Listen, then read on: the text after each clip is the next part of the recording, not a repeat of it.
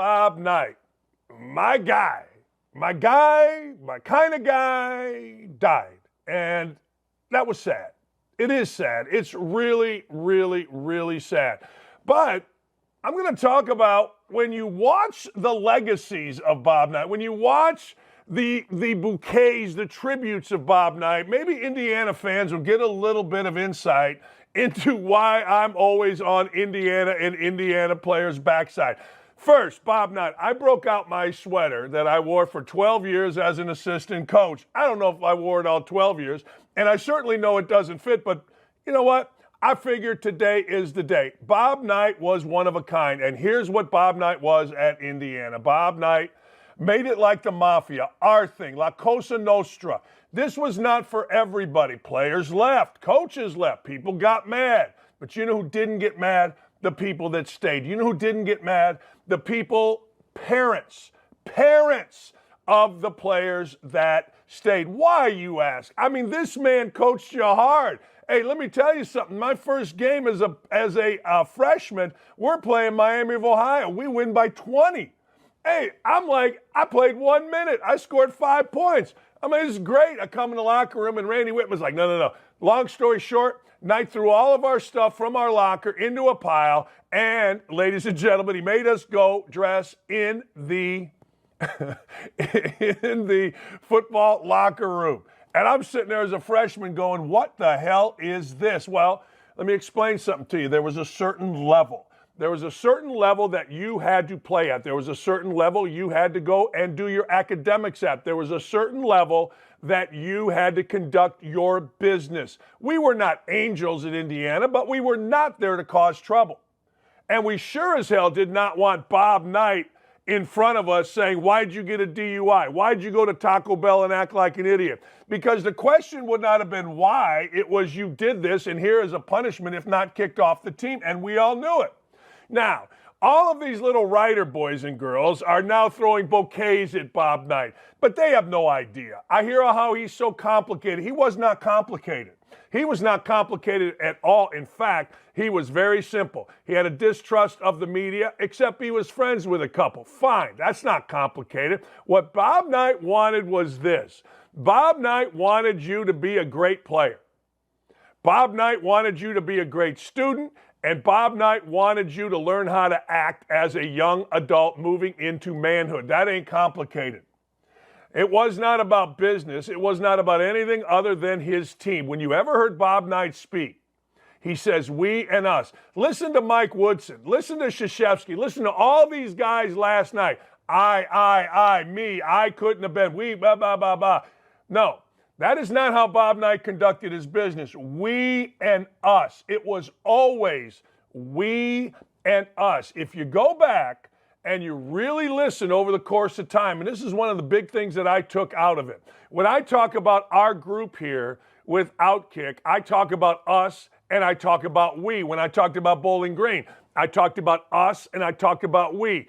I, me, I. It's why I had such a problem with Jeff Saturday when he became the coach of the Colts, because I, me, I. See, one of the things that's a lesson here for Indiana basketball now is if the coaching staff and if the players are smart, and I really don't believe that they are, but if they are, they will read all of these tributes from former players, guys like Vitale, whoever, and understand that under Bob Knight, Indiana basketball was different. Under Bob Knight, Indiana basketball was special. It had a niche. It was revered for its toughness, for its drive, for its dedication. Not for Miller Kopp putting on a headband and going and playing in the NCAA tournament because he wanted to protect his brand. Not for a bunch of guys that I coach smoking weed every frickin' night after practice. Not for little Trey Galloway doing a TikTok video after they beat Wyoming. That's everybody else. This is why I am so critical of Indiana basketball, both the coaches and the administration. All you got to do is watch. All you got to do is read, and you will see how special we were. La Cosa Nostra, our thing. Little punk like Greg Doyle doesn't like it? Great. Bob Kravitz doesn't like it? Great. Bill Benner, all these little writers don't like it? Great. That's your thing. Our thing was we went, we were honored to be recruited by him. We were honored to be coached by him hard. We all wanted to be coached. Now think about in today's game. Think about how today works. You don't like it, what do? You leave, period. That's it, I'm gone. Hey, a lot of guys did that back then. That's nothing new. That Bo Schembechler saying, I think it was Bo, those who stay will be champions, couldn't be more right. I think every guy up until like 94 that played for Bob Knight won a Big Ten title. Until Mike Woodson's class that came in 1977, Woodson's class and my class of basically me and Uwe were the only two classes for a long time that didn't play in a Final Four. Bob Knight, though, that's not what made it. Bob Knight made Indiana special because we had a niche. We had a niche. You knew when you were going to play Indiana, we were going to be tough. Were we always going to win? Hell no. I turned the ball over minute 18 against Virginia. We didn't win. Elite Eight. I did come back and hit a jump shot late under a minute to go. Why? Because I wasn't going to sulk. Because I understood mistakes happen, and I was taught that by Coach Knight. Get your head up and let's get going. Indiana was special. Indiana was really special. Indiana's niche was such that you were going to face a motion offense. What did that mean? That didn't necessarily mean screening and cutting. You know what it meant? It meant unselfishness. That's what you learn when you go to play for Bob Knight. People criticize me all the time, and they say, well, you only averaged 4 points a game at Indiana. Yeah, well, I was a guy that couldn't touch the rim. I was the slowest player, still am, in the history of Indiana.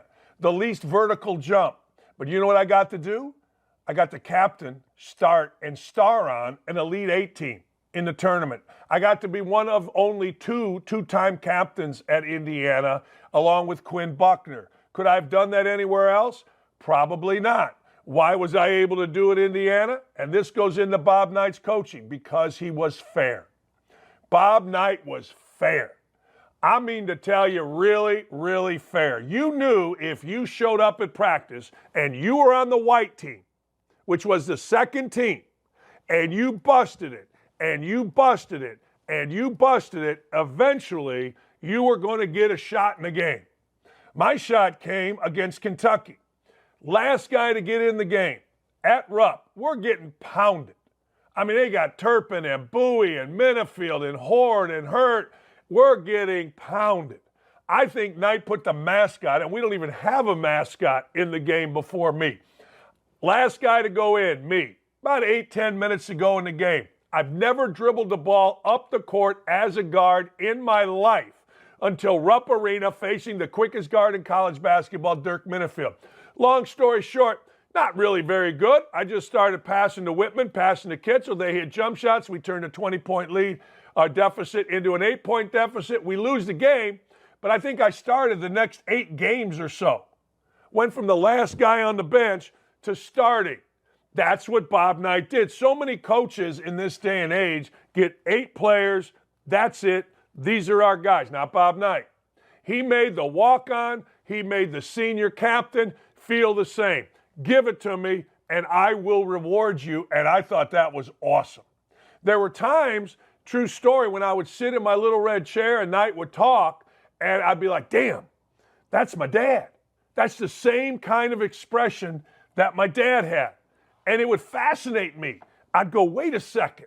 Holy cow. And then I would, okay, no. It's Knight. Was he tough? Hell yeah, he was tough. Was he brutal? Hell yeah, was he brutal. Did he stop coaching at the end? Absolutely, at Indiana. I couldn't get him to go and recruit anybody. I couldn't get him to spend half of a day on the best senior big man in the country named Rafe LaFrenz, who ended up going to being an All-American at Kansas. I've told the story many times. He wouldn't stay. The family's on campus. We met him at 4 in the morning, for crying out loud. But I got great Bob Knight stories. It's the same thing I told my players. I go, look, you're going to play for a crazy man. You're going to play for somebody that isn't going to be out in public, isn't going to be at the bars, isn't going to be doing anything other than watching tape and trying to make you better and yelling and screaming and kissing and hugging and cajoling every day. I told my players at Bowling Green that, and I learned that from Bob Knight. I loved my high school coach, but I didn't have a high school coach that was, well, let's just say, driven to prepare. People always ask me, what's the thing you learned most out of Bob Knight? I learned how to prepare. You do a show like this, you got to prepare. Drives my wife nuts. I'm always on Twitter. I'm always on different websites. I'm always reading OutKick. I'm always doing that. Well, I learned that from Bob Knight. I don't care the job. You prepared. High school, I really didn't have that. And all of a sudden I go to Indiana and we're having a walkthrough. What's a walkthrough? All of a sudden I go to Indiana and I'm playing on the scout team. What's a scout team? Never heard of a scout team. Didn't know what it was. Then as I got going and I started to understand things, wow, we were better prepared than anybody. We would jump on top of a screen and the other team. I remember one time telling a kid at Illinois, you're supposed to go over here. They played out of a box set. He was supposed to pop out. He went the wrong way. I told him, I go, you're supposed to pop out there. And he looked at me. I go, hey, come on, we scout. Bob Knight is the greatest basketball coach college basketball has ever seen. Krzyzewski got involved with agents, money managers, players moving into Durham. There was a big article down in Louisiana about why are so many players moving from Alaska, Boozer, and Langdon and living in this community. He got involved in one and dones and shoe companies and all that kind of crap. Look at all of your Hall of Fame coaches. They all got busted at some point in their career. Modern Hall of Fame coaches. They all got busted at some point in their career for cheating. Every single one of them. Every one. Every one. Whether it was Roy Williams giving something after guys graduate, which really isn't an offense, whether it was Calipari, whether it was Huggins, you name it, every single one of the modern coaches busted for cheating. Bob Knight fired me. There was a time when you could only make one phone call per week to a recruit. They wanted to lighten the load on recruits. Bob Knight, unbeknownst to me, I was in Canada recruiting. I called a kid. Kid says, hey, Coach Felling called me earlier this week. I went, oh, crap. I turned myself in. I hadn't communicated with Felling, our other assistant. That's 2 calls in 1 week. That's an NCAA violation, very minor violation. I mean, nothing was ever going to happen. But I knew what was going to happen. I called our compliance lady. She obviously got a hold of Coach Knight. My ass was off the road, flying back to Bloomington and facing the music. I'm on a plane, and it was one of the first times I ever bought a whiskey on a plane. I'm like, hey, can I have 2 of those? Because I knew I was going to be fired for making one phone call. You think he was going to involve himself in shoe companies recruiting for us? You think he was going to involve himself in money managers? No, absolutely not. Now, man was brilliant. Man could have set up the greatest cheating schemes ever. We used to talk about it, but that wasn't his thing. Never cheated. Didn't tolerate cheating. One time, I think I've told this story on here, he called me in the summer of 1984. He said, hey, Dakich, are you going to class? I said, Coach, I go on Monday, my roommate goes Tuesday, quarterback on the football team goes Wednesday, and a friend of his goes Thursday. So we meet on Thursday night. I didn't tell him we had pizza and beer, but I'm getting a B+. He said, that's great. I would have done that in college, but I paid you $1,500. Indiana players are supposed to go to class. You got 3 options. 1, you can have $1,500 on my desk on Monday. 2, you can transfer, and I don't want you to transfer, but you can. And 3, I got a job for you over at the golf course. You can work the $1,500 off. Damn. You were going to go to class. You were going to act like a human being, and you were going to bust it. And if the media didn't like it, La Cosa Nostra, baby. La Cosa Nostra. Our thing. Our thing. Which is what La Cosa Nostra means. Man, I just wish that maybe, just maybe now, Indiana fans, and maybe, just maybe now, Indiana players will realize that Indiana's a special place.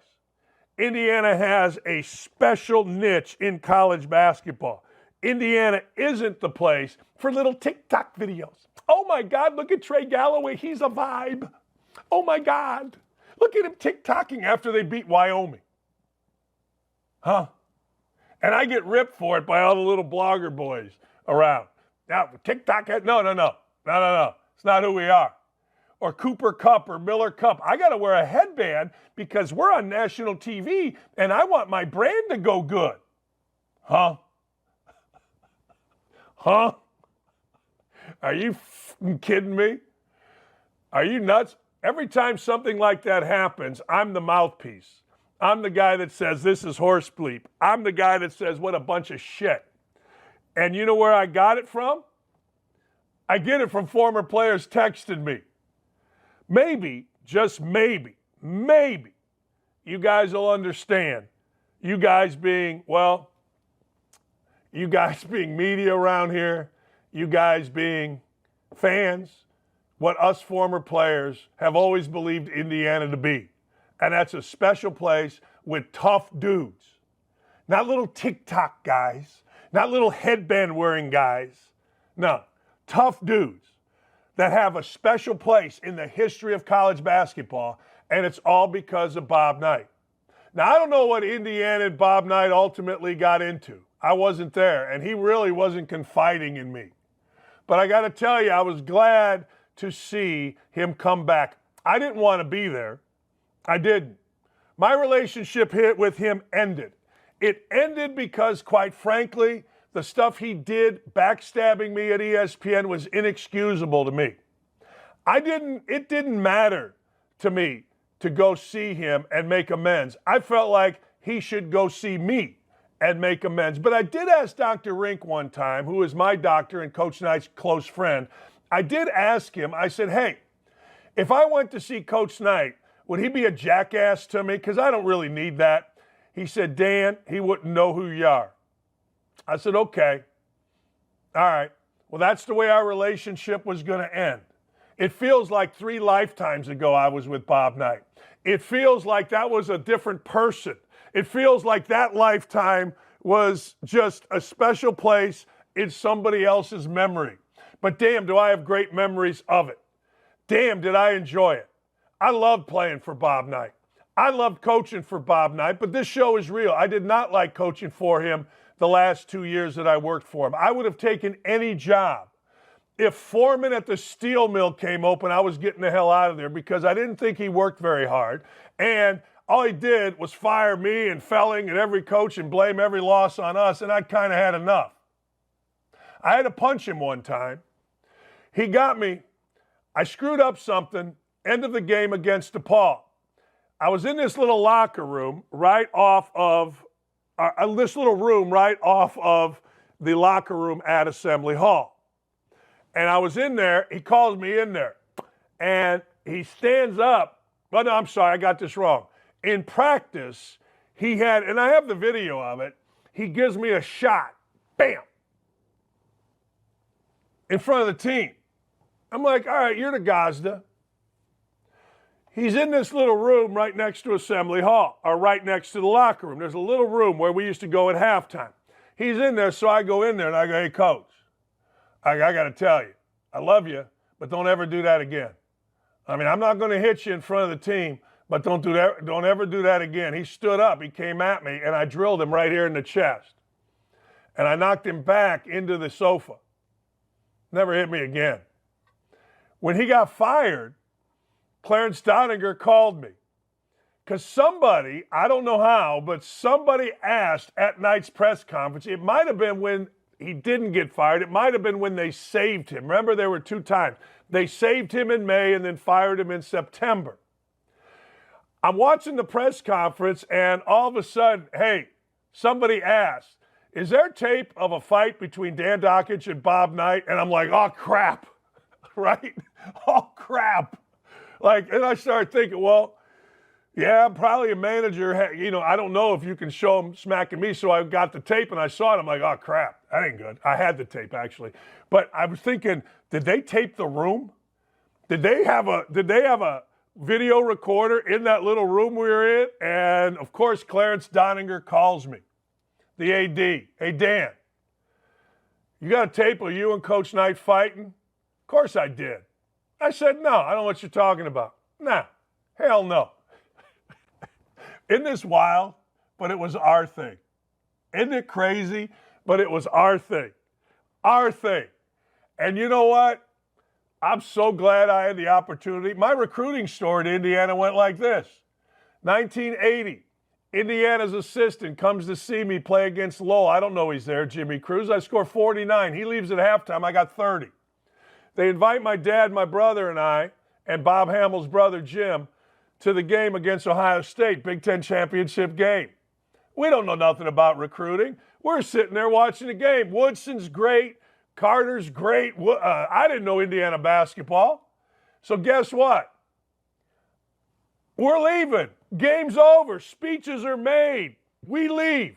Jimmy Cruz comes out. He catches us. He goes, where are you going? I go, I don't know. We don't know nothing about recruiting. I knew nothing about recruiting. No, come in the locker room, which was a thrill.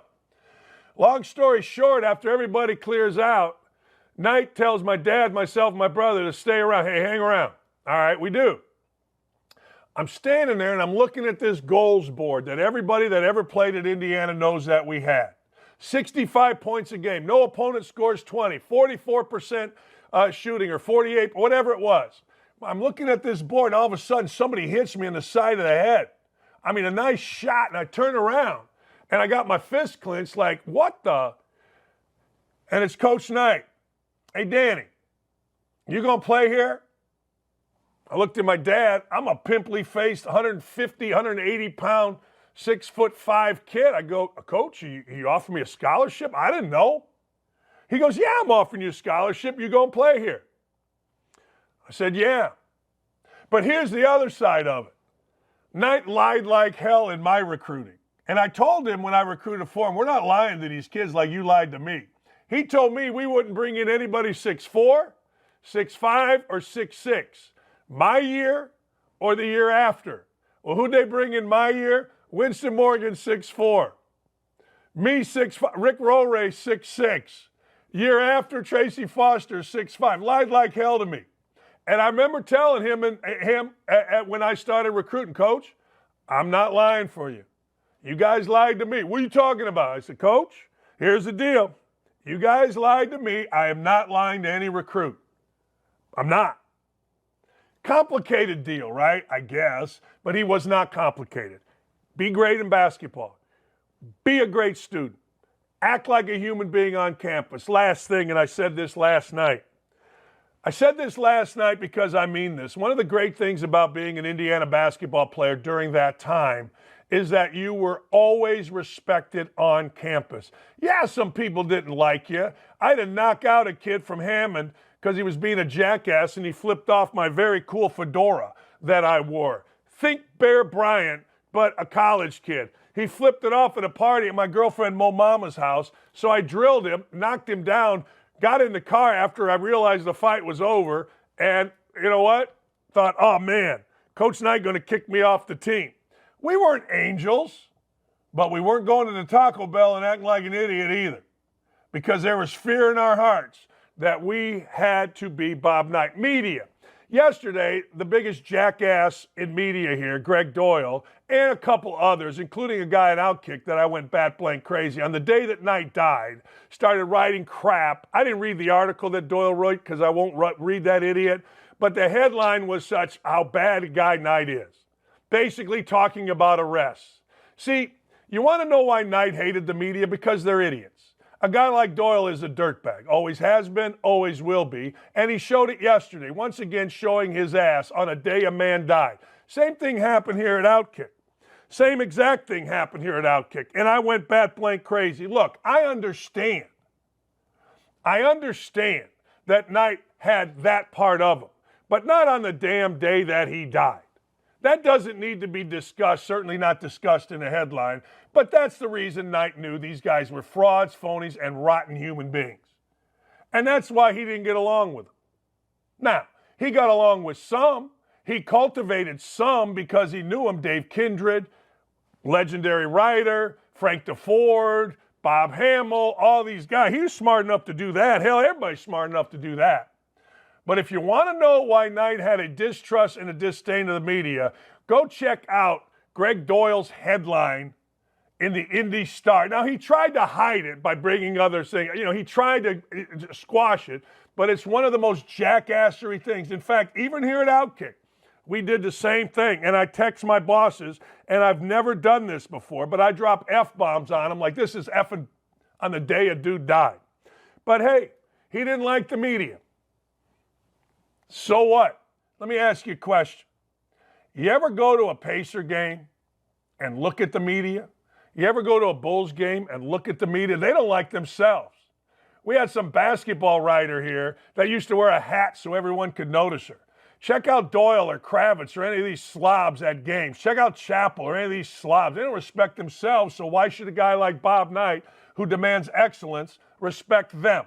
Shouldn't. No need to. It was our thing. It was our thing. La Cosa Nostra, our thing. And as you watch all the tributes come in, remember, many of the people that are giving tributes to him are completely full of crap. Pay attention to the former players. Pay attention to the guys that play. And the ones that are smart enough to not say I, me, I in their tributes they understand what Bob Knight was about. Bob Knight was for his players. Bob Knight was for his program. Bob Knight was for the fans. Bob Knight was for the school. And that was it. And it made others bat shit crazy.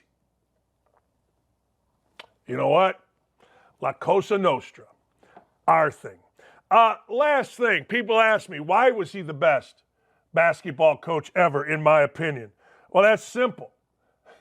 Truthfully, I learned this stat a long time ago. You know, Bob Knight had more national championships than Dean Smith. You know that Bob Knight had one NBA All-Star on his team, Isaiah Thomas, one. In 28 years, he had one. That's it. I kind of am sort of thinking that Izzo's the same way. I'm kind of sort of thinking that Izzo, maybe Draymond Green, I guess, played in the All-Star game. But I'm not sure that anybody else played in an All-Star game for Tom Izzo. He had one. All you got to do is go look in the rafters at North Carolina. All you got to do is go, yeah, oh, God dang, all-time great, blah, blah, blah, blah, blah, blah, blah. Knight won more national champions. That's one reason. The other reason is he innovated the game. He absolutely innovated the game. The motion offense changed an entire state. In fact, I always told him, I go, look, coach, Katie's running our motion offense better than us. We got to pay attention. We got to, come on. We got to get some stuff going. And they did. And Gene Katie at Purdue was smart. He took what we did even before he got there. This entire state was absolutely, totally, completely influenced by what we did at Indiana. When Bob Knight started wearing a sweater, high school coaches all across the state did what? They wore a sweater. High school coaches wanted to run motion offense. Some could, some couldn't. When I ran it at Bowling Green, Jim O'Brien sent his staff. He was at Ohio State. Tommy Amaker came over. They wanted to study it. O'Brien at Ohio State calls me, goes, this is crazy. I don't like it. The ball's flying all over the place. I can't stand it. I'm going back to sets. Amaker said the same thing, and I got it. But Knight had a way we were going to play, and we knew how we were going to play. You didn't have to do much scouting against us because we were going to run a motion offense. And yet, Knight still beat everybody's ass, and he did it without cheating.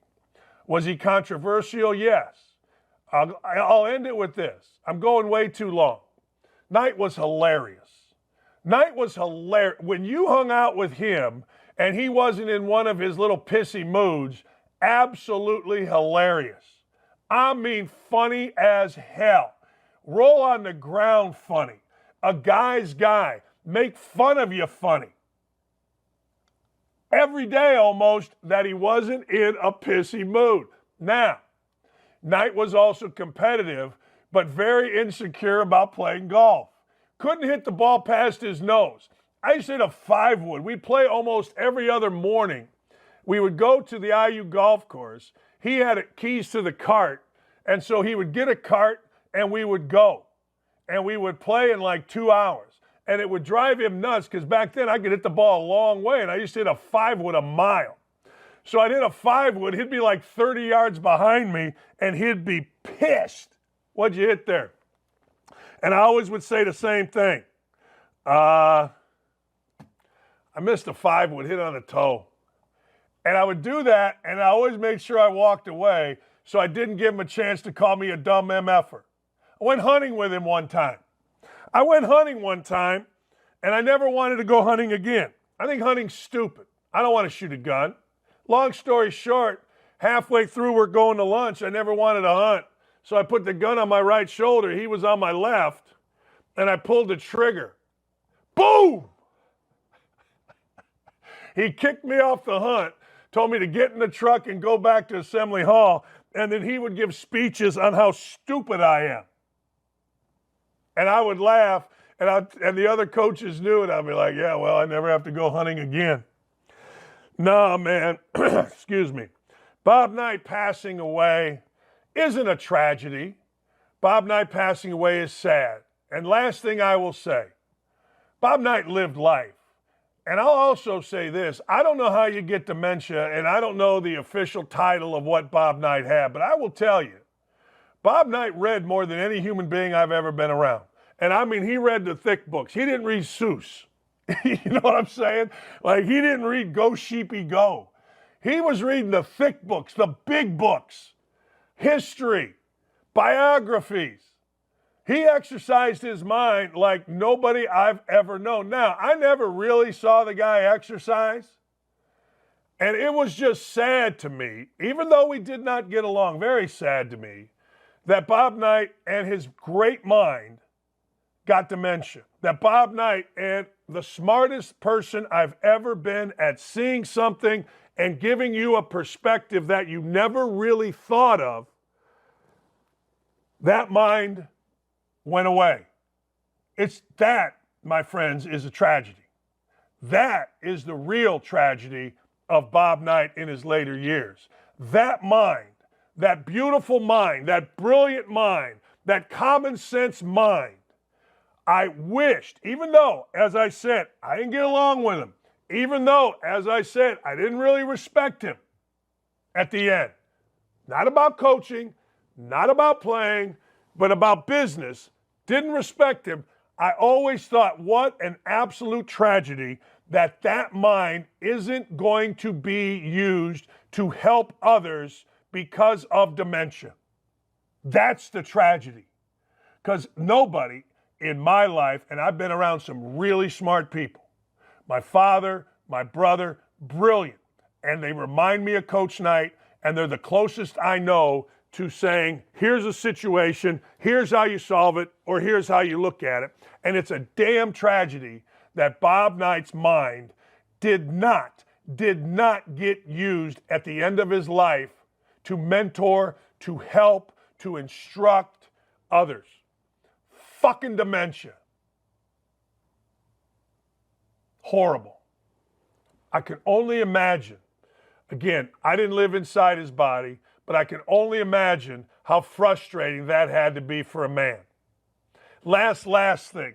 I hate the pictures that I see of Bob Knight coming back to Assembly Hall a couple years ago. Not the pictures where he's giving it, not that. But I hate the pictures of a man suffering from dementia looking scared on the court, looking scared at his home, having those eyes that tell you, man, I hate those. I can't stand those pictures because that's not who Bob Knight was. When Bob Knight walked out, we would practice, shoot, individual work before practice, and he would come out back right corner of Assembly Hall onto the court. Everybody straightened up. Big guy here, big guy. I tell Alfred, big guy, big guy. And next thing you know, boom, we're going 100 miles an hour, right? Never scared on the court. Never, never, never unprepared on the court. Never frightened. Never, ever frightened in the locker room. And I hate those pictures. I hate them like it's my job. Because those damn pictures show a man that was scared. Those damn pictures don't reflect Bob Knight on the court at Assembly Hall, not even a little bit. The picture with Isaiah is great. The picture of them like this is great. Great. Not good, great in my life. Great. Awesome. Tremendous. But God, I hate those pictures where I see him scared. You know the pictures that I'm talking about. God, I hated those. Son of a bitch, I hated those. All right. One time I did an imitation of Coach Knight. I was a senior in college. We had just won a couple games. We had a bad year. But I don't know why. We were laughing in the locker room like guys do. And I started going off. And around the corner came Knight. And everybody went, and Alfred's like, and I had a choice, right? I had a choice. I knew he was there. I could, stop, be intimidated, or I kept going. And behind me, he didn't say nothing, but I kept going. And I ended it with, and that's fucking right, Dakich, you dumb son of a... And I sat down in my chair and I looked at him, and he was rolling. I mean, rolling. Quinn Buckner tells a story how he used to take the practice plan, sneak the practice plan out of his back pocket. Imagine that. He wanted to see, because we all hated a thing called, was zigzag. Zigzag was a one-on-one defensive drill, and we hated it. And sometimes Knight would start the drill, and then he'd go over and talk to somebody. He'd be doing this effing drill forever, and it was horrible. So Buckner wanted to know what was coming. I never had the cojones to do that. I think Alfred did. Anyway, I'm sad. Rest in peace, Coach Knight. Rest in peace. Best basketball coach to ever walk the sideline. Did not need agents, did not need boosters, did not need money managers. I'm going to drink a beer to you tonight, Coach Knight. I am. One time Knight said to me, hey, Dakich, you drink beer? I said, Coach, I'm not going to lie to you. I go, not often, but yeah, once in a while. He goes, you thought I was going to rip you, didn't you? I said, yeah, I did. He goes, I can't tell you that drinking beer is any worse than drinking a Coke. But if you get arrested for drinking beer, you're off the team. And he walked away. And I yelled at him, fair enough. He turned around and he flipped me off. We were men. We weren't little pussies. We weren't wearing a headband because our brand is on TV. We weren't making a TikTok video because we beat Wyoming in the first 4. Hell, we beat North Carolina and Michael Jordan. We were in the film room 10 minutes later. I hope Indiana basketball players understand why us former players are disgusted by what they've done, what they've made Indiana basketball to be. Stop it.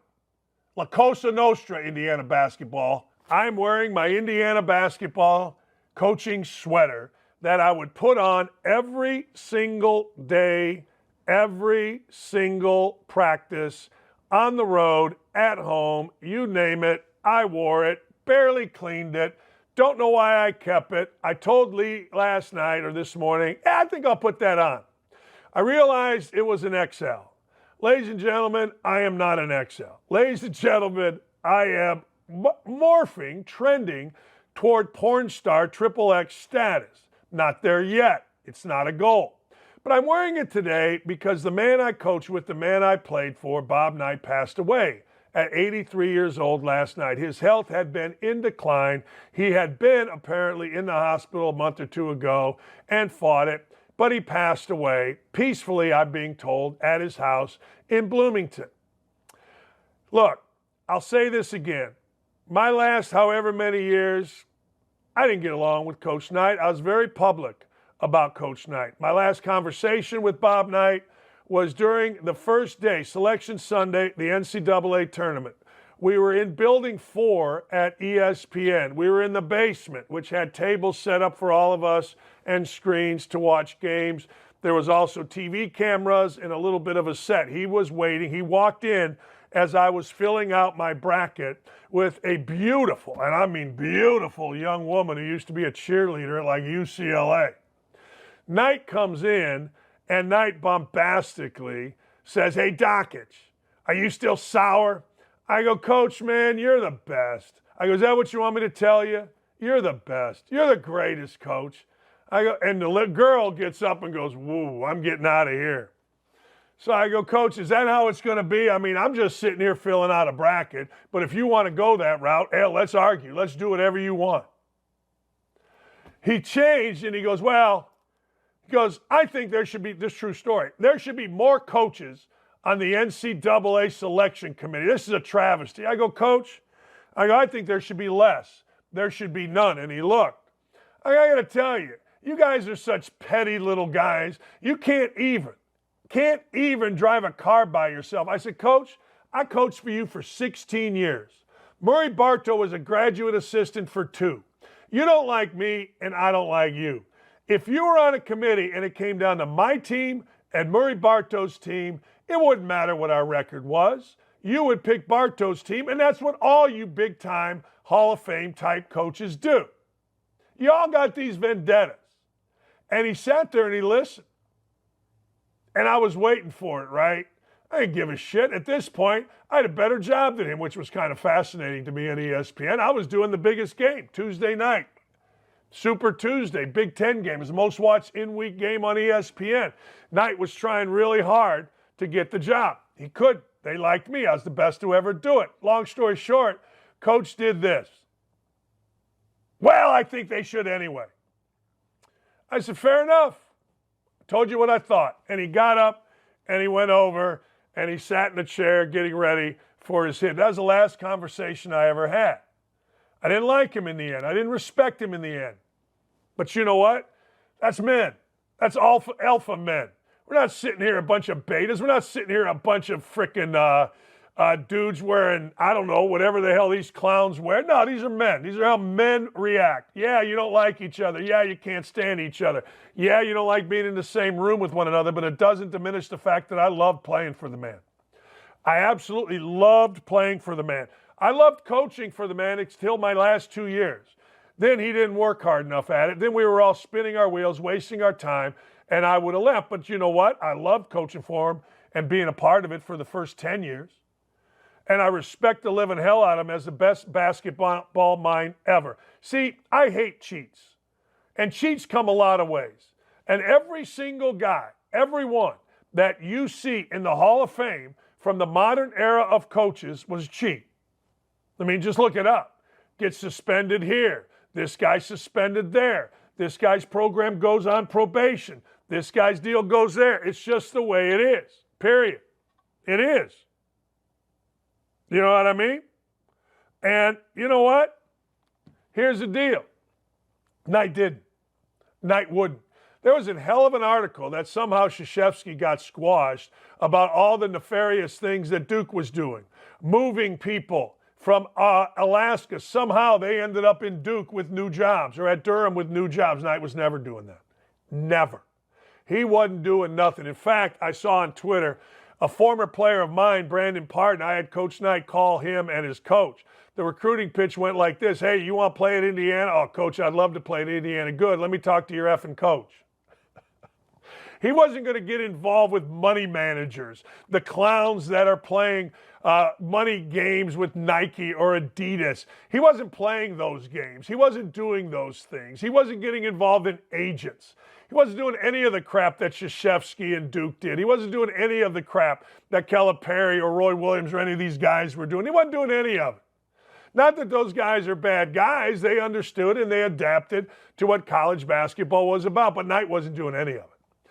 That's why I'll tell you, with only one guy ever in the NBA All-Star game, only one, Isaiah Thomas, and he ended up winning more championships than Calipari, won more championships than Dean Smith. I got to tell you, best basketball coach in the history of the game. I will argue this, though. I will argue that Roy Williams may have been better. That's my only problem. Roy Williams was the hardest coach ever to prepare and play against, ever. We beat the living crap out of him one time, and that time was in Assembly Hall when Alan Henderson put on a show. But Roy Williams, in my opinion, was right there with Knight. If somebody were going to say to me, Roy Williams was a better coach than Bob Knight, I might say, you might be right. That's the only guy. That's the only guy in my experience. Your experience, other guys' experiences may be different. But he's the best basketball coach. And for anybody, all these little piece of shit writers and media guys that want to say how complicated this man is, he wasn't complicated. He wasn't complicated at all. He was going to try to win every day. He was going to try to push you every day. He was going to make damn sure you went to class every day. He was going to make damn sure you played and acted in a certain way every day. The only rule that I ever knew of was, hey, look, dummies, you're not going into bars during the season. October 15th, the season starts. Whenever we lose, the season ends. Whenever we win, the season ends. But I don't want to hear about you in the Bluebird. I don't want to hear about you in Jake's or Oscars. I don't want to hear about you at Motley's. I don't want to hear about you anywhere, Nick's. Nuh-uh.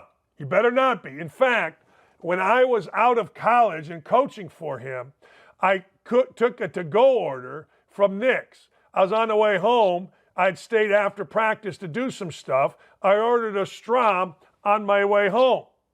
I stopped in Nick's. Next thing you know, Coach Knight was in one of the booths with Karen, his wife, and I felt guilty. I'm like, whoa. Hey, Coach, I'm just getting a Strom. Not having 700 beers like normal. Just having a Strom. Just having one. You know what I mean? All right. Today, to this day, when Knight would leave town, I would play golf on Monday, Tuesday, whatever, with a bunch of guys that were bar owners at Cascades, a little muni in Bloomington. And the game started about noon, so I would get into work early, try to get everything done. We didn't really have cell phones. To this day, I can't tell you how many times Marianne, I would tell her, the secretary, look, I'm going to be at Cascades, I'm going to play golf. I can't tell you how many times a cart was coming and, hey, Dan, Coach Knight's on the phone for you. To this day, when I'm playing golf, it can be wherever, Old Oakland, it can be in Florida, it can be at Northwest Indiana, anywhere. It can be anywhere. I see a cart coming. I think, oh, man, Coach Knight looking for me? You know what I mean? Coach Knight, look, wait. Swear to God. Look, he wasn't that complicated. All he wanted to do was win and coach his players. Always said we and us. Check out the tweets of like Woodson or Krzyzewski. Me, I, me. I did this, Bob Knight, I. No, we and us. That's the Indiana way. And I'll end it with the way I started. I hope at some point, as you read all of these tributes from former players, not from assholes like Doyle or any of these guys, I hope maybe, just maybe, you understand how special Indiana basketball was nationally under Bob Knight. And how much those of us as players understood La Costa Nostra, our thing. You didn't like it? Good. You didn't get asked to play here? Good. We bought into it. We loved it. It was who we are. We knew we were going to have great stories. We knew that we were going to be tougher. We knew that going through this we could handle divorce or being fired or having the guts to change a job. We knew. Absolutely knew. La Costa Nostra, our thing.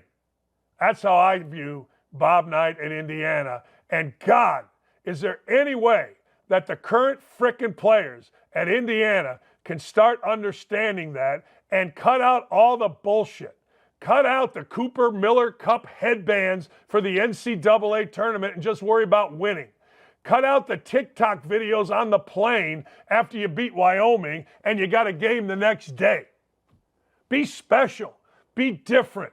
Be Bob Knight's Hoosiers. La Costa Nostra, baby.